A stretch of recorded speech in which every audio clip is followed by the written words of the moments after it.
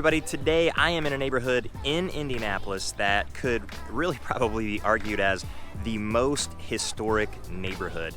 In fact, the neighborhood, it's a historical district, and the entire neighborhood is on the National Register of Historic Places. So it's pretty incredible. So if you love architecture, you love the arts, and you love history, then this neighborhood, Irvington, could be a fit for you. So we're gonna take a tour of the neighborhood and just kind of see what it's like. So stay tuned.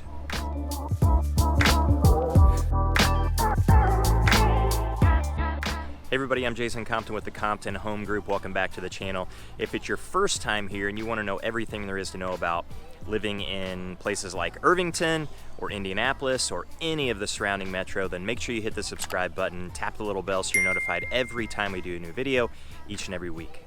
Now we get reach outs, emails, texts, phone calls from people all over the country and all over the Indy metro with questions and needing help with their move to places like Irvington or to other places in Indianapolis or to any of the surrounding metro. So if you have questions or you need help with that move within Indy or to Indy, then make sure you reach out to us because we love it when people do, and we absolutely have your back whenever you're making your move. So Irvington, where I'm at today, is beautiful and absolutely, like I said, could be argued as one of the most historic, or if not the most historic neighborhood in all of Indianapolis. The entire neighborhood, which is not small, it's about 545 acres or so. It's on the National Register of Historic Places. So, I mean, that is really super impressive. And it was built a long time ago, late 1800s, founded in about 1870. So it's been around a long time, and it used to be a suburb of Indianapolis, but it was annexed by Indianapolis right around 1900, I think it was 1902. So it became part of Indianapolis, and now it's really kind of deep in Indianapolis. It's located right along US 40, which is Washington Street in Indy. And US 40 is actually considered the national road, the national highway. And it's about 5 miles east or so of downtown proper Indianapolis. So not terribly far from it, although at the time whenever it was founded, of course 5 miles was a decent distance. So that location, just a little bit east of downtown Indianapolis, is pretty good for some, but it's not really the only reason why people would be attracted to a place like Irvington. In fact, most people that live in Irvington, they understand the cultural and the historical value of this place.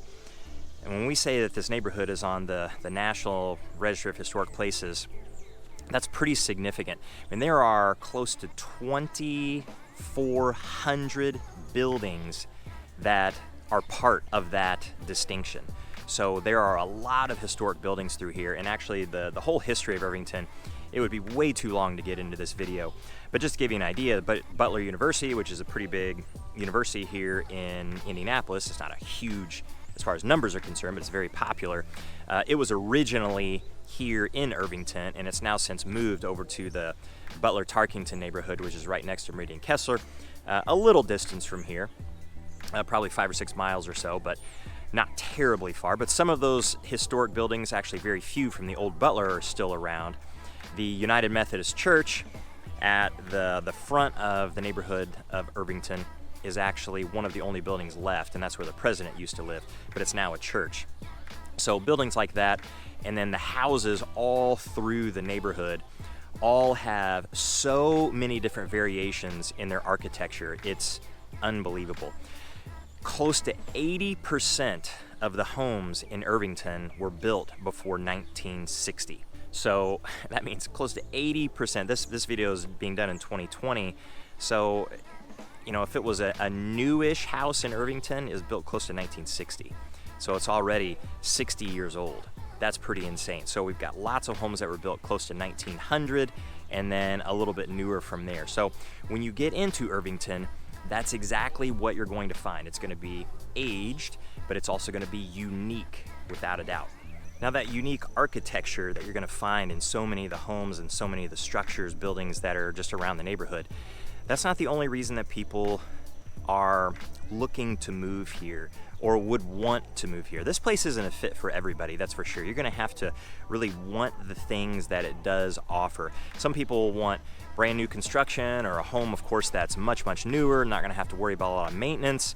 Here in Irvington, I mean, when you're buying a home that was built before 1960, it's a promise that it's going to need some work and it's gonna need some upkeep as the years go by.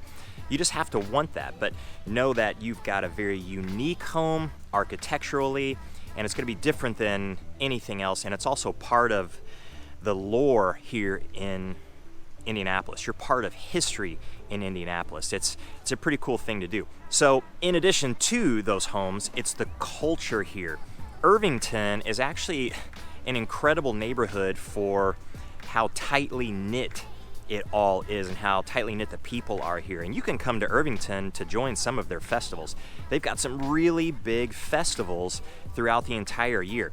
So one of the biggest festivals throughout the entire year here is their Halloween festival. It lasts a week, and they actually have most of it out on US 40 on Washington Street. On the very last Saturday of that festival, they always close that street down. They close Washington Street down for everybody to get out there and have food and drinks and, of course, costumes, and it's everything Halloween that you could possibly imagine.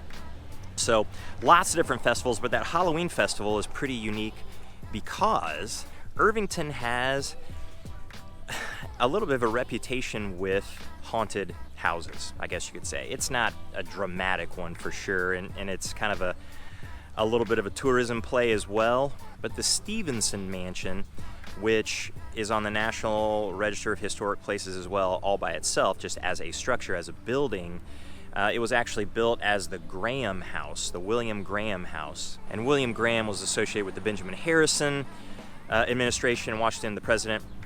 So it's a very historic building for sure, but it's rumored to be haunted. So people who do ghost tours and follow that kind of stuff, it's one of the very popular things to go and see here in Irvington.